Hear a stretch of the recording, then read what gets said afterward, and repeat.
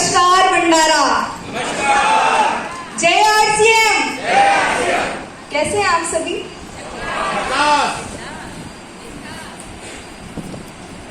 Introduce तो मुझे कर दिए हैं कि एज अ यूथ मैं यहाँ पर हूँ और हम सबको पता है कि यूथ में काफी एनर्जी होती है, राइट?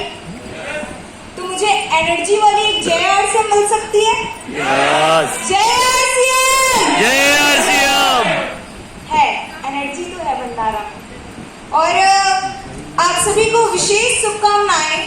शानदार क्लोजिंग, महा क्लोजिंग को शानदार आपने किया और उसके लिए विशेष शुभकामनाएं। आपने साबित किया है कि यू आर अ लीडर।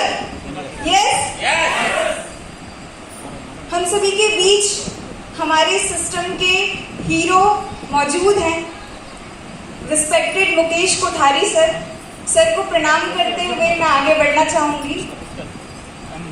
हर एक फील्ड के हीरो होते हैं।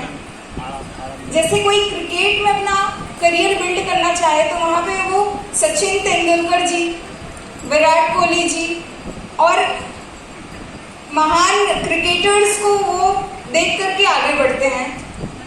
अगर कोई बॉलीवुड में अपना करियर बनाना चाहे तो वो अमिताभ बच्चन जी और ऐसे कई बड़े अभिनेता को देख करके वो इंस्पायर होकर आगे बढ़ते हैं। उसी तरीके से हमारे इस इंडस्ट्री में वो हीरो, वो इंस्पायर करने वाले व्यक्ति में एक विशेष नाम मुकेश कोठारी सर का है। तो हम सभी के बीच वो इंस्पिरेशन आज हमारे बीच है। और as a young person, as a youngster मुझे मेरे हीरो से मिलने का मौका मिला। मैं बहुत खुश हूँ, बहुत ओवरवेल्म्ड हूँ मैं। और इस एनर्जी के साथ में मैं इस फाइनेंशियल ईयर में एंट्री की हूँ, आगे बढ़ रही हूँ। अपना एक छोटा सा इंट्रोडक्शन के साथ में आगे बढ़ूंगी। नाम सोनी साहू। बस अभी मैं 20s में हूँ, अपनी ग्रेजुएशन कंप्लीट करने वाली हूँ जस्ट इस साल। अभी एक स्टूडेंट हूँ और सर ने मुझे इंट्रोड्यूस किया एमरल्ड अचीवर। तो मैं डॉटर हूँ एमरल्ड अचीवर की। I am next generation of this business. एक नई पीढ़ी हूँ मैं। और मेरे फादर मिस्टर सालिग्राम साहू जी, जिनके साथ में मैं ये बिजनेस सीख रही हूँ, उनका हाथ पकड़ करके मेरे रोल मॉडल है वो मेरे लाइफ के। हर कोई अपने माता पिता से बहुत करीब होते हैं, लेकिन अगर आपको कोच, आपके लाइफ के कोच, आपके करियर के कोच दोनों साथ में मिल जाए और आपके पेरेंट्स ही आपके जीवन भर आपको सिखा करके आपकी करियर बिल्ड करने में मदद कर दे, तो वो सोने पे सुहागा होता है। और वो मेरे लिए है। मैं अक्सर उनके बर्थडे पे हैप्पी बर्थडे माय कोच लिखती हूँ। तो मेरे फ्रेंड्स मुझे क्वेश्चन करते हैं कि पापा को कोच क्यों करती है तू? तो इस तरीके से है। और यहाँ पर यूथ बैठे हुए हैं। मैंने ये बिजनेस को बहुत ही बचपन से देखते आ रही हूँ। मैं ये इंडस्ट्री को, जैसे मैं हमेशा कहती हूँ कि आरसीएम 2000 सन से शुरू हुआ है और मैं 2002 से शुरू हुई हूँ। मतलब आरसीएम और हम साथ साथ बढ़ते चले गए। आज इस इंडस्ट्री की ग्रोथ, इस इंडस्ट्री की पावर, इस इंडस्ट्री की ताकत मुझे नजर आती है। आज मैं जिस उम्र में हूँ, एक करियर बिल्ड करने का, एक डायरेक्शन, एक करियर बिल्ड करने का मेरे पास एक अभी सिचुएशन होता है हम सभी के पास में इस उम्र में। और मैं बहुत ज़्यादा क्लियर हूँ। मुझे बहुत ज़्यादा एक दृढ़ निश्चय मैं कर चुकी हूँ कि मुझे इस इंडस्ट्री से आगे बढ़ना है।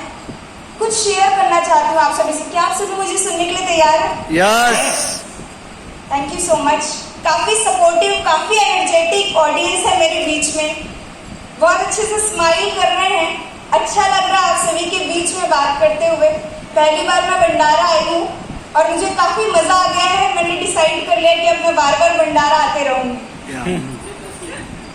इस इंडस्ट्री में खूबसूरत बातें क्या हैं, मैंने क्या फील किया, ये सिस्टम शुरू हुआ तब से हर एक प्रोडक्ट लॉन्चिंग, हर एक चेंजेस, हर चीज को मैंने समझा है, देखा है, करीब से समझा है। क्यों कुछ भी चीज चेंज हो रहा है, क्यों बदल रहा है, कैसे लीडर्स बनते हैं, क्या स्ट्रगल होता है और क्या अचीवमेंट होती है, क्या उसकी सेलिब्रेशन होती है, एक इंसान आम से खास किस तरीके से बने हैं। टीम में मैंने उस चीज को महसूस किया है, जिया है उस चीज को, और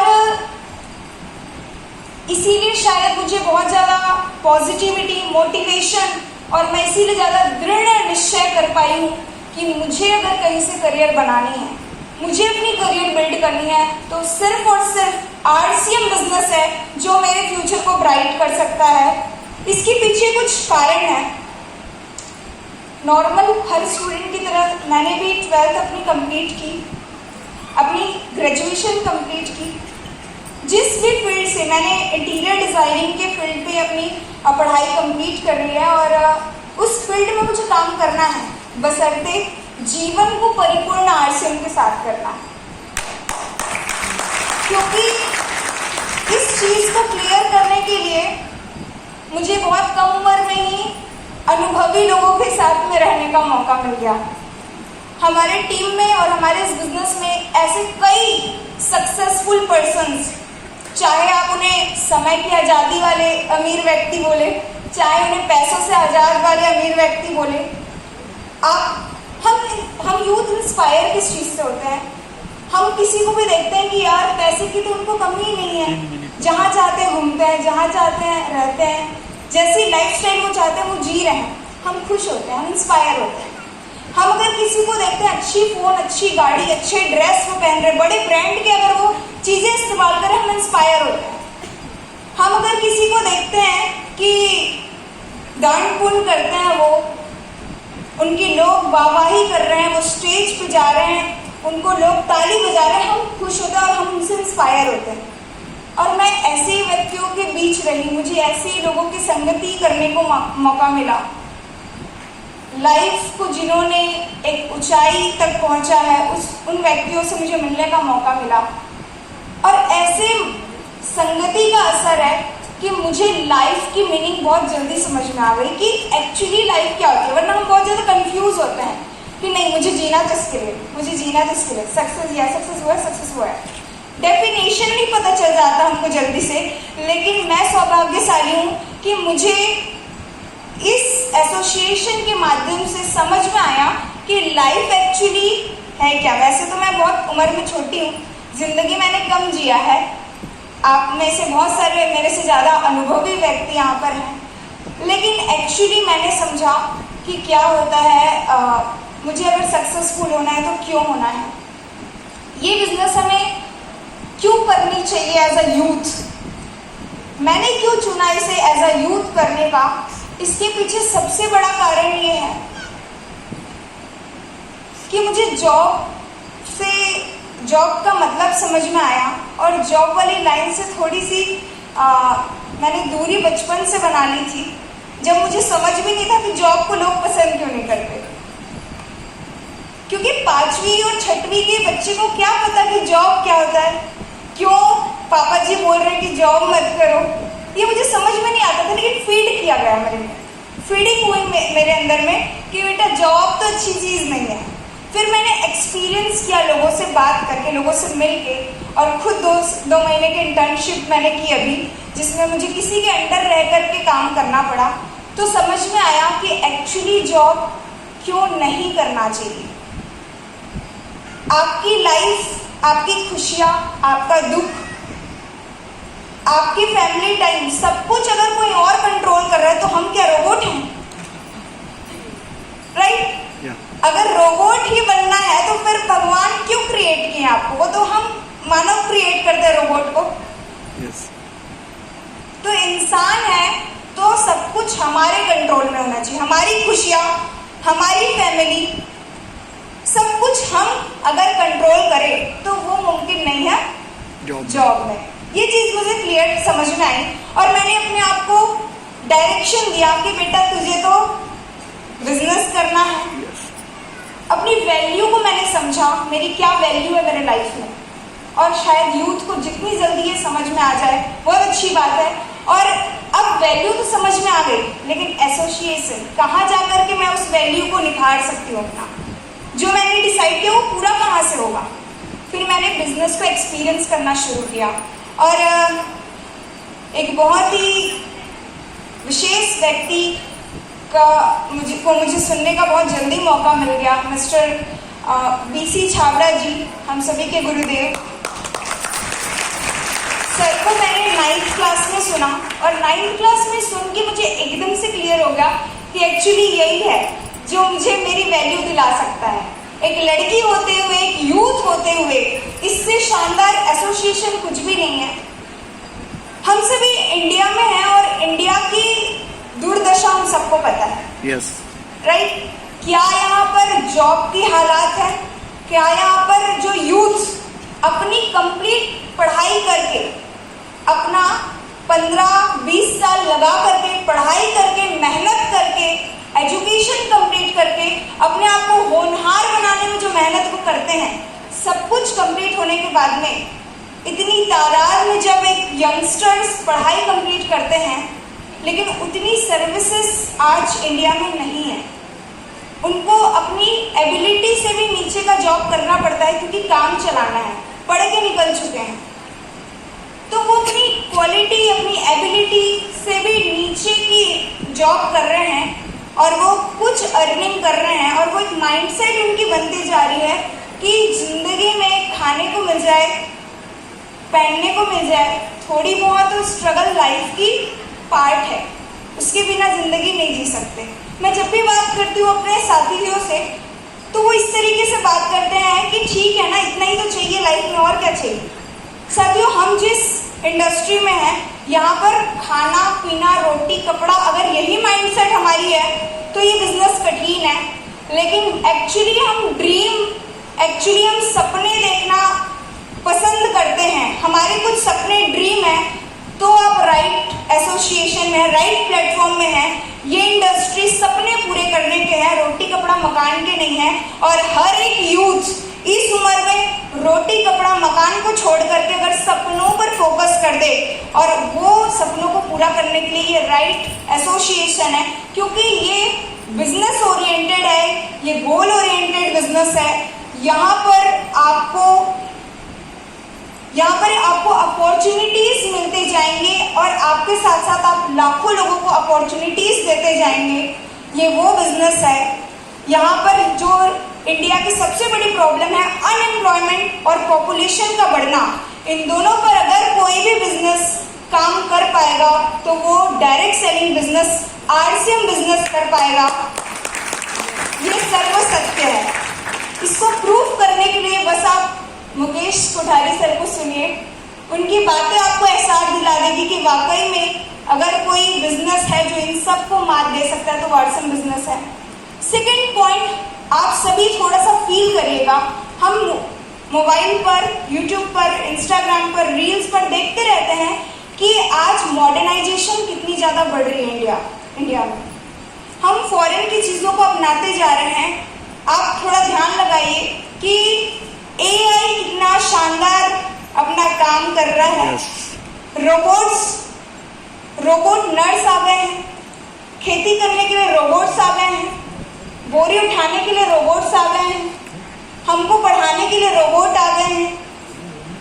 तो रोबोट इतना मॉडर्न हो रहा है और हमारे साइंटिस्ट इतनी तेजी से हर काम को AI से करवा रहे हैं। क्या आप देख पा रहे हैं?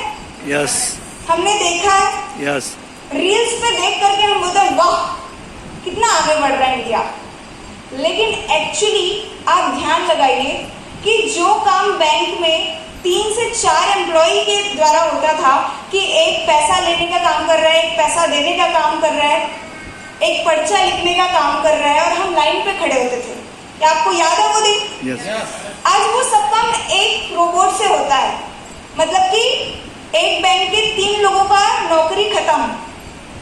अब आप ध्यान दीजिए, क्या आप और आपके आने वाले जनरेशन किस ओर आगे बढ़ रहे हैं? हमारे बच्चों को भी तो हम बैंकिंग, मेडिकल, इंजीनियर इस फील्ड में पढ़ाई करा रहे हैं, राइट? तो एज अ पेरेंट्स हम क्या कर रहे हैं? हम रील देख करके एंजॉय तो कर रहे हैं, लेकिन अपने हाथों अपने बच्चों का करियर खत्म कर रहे हैं।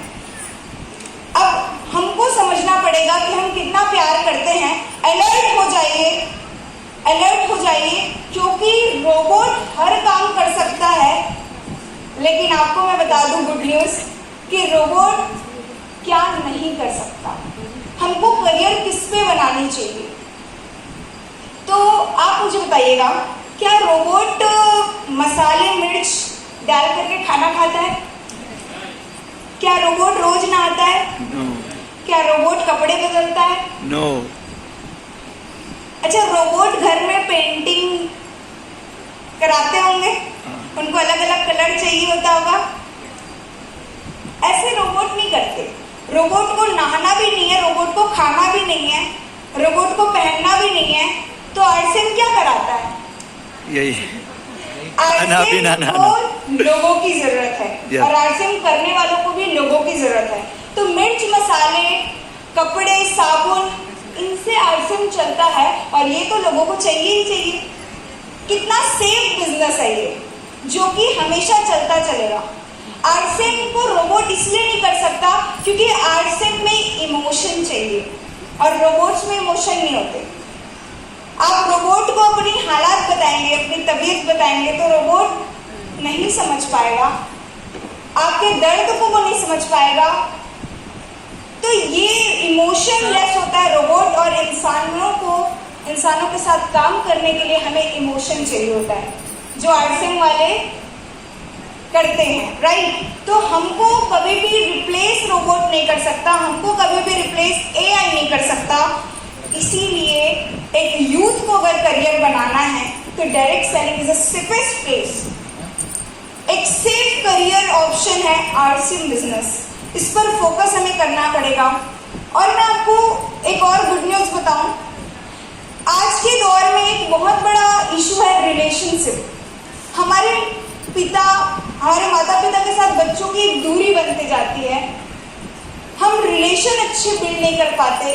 हम चाहते हैं रिलेशन की कंसल्टेंट आज जगह जगह मिलती है और वो कंसल्टेंसी अपने साथ कराते हैं।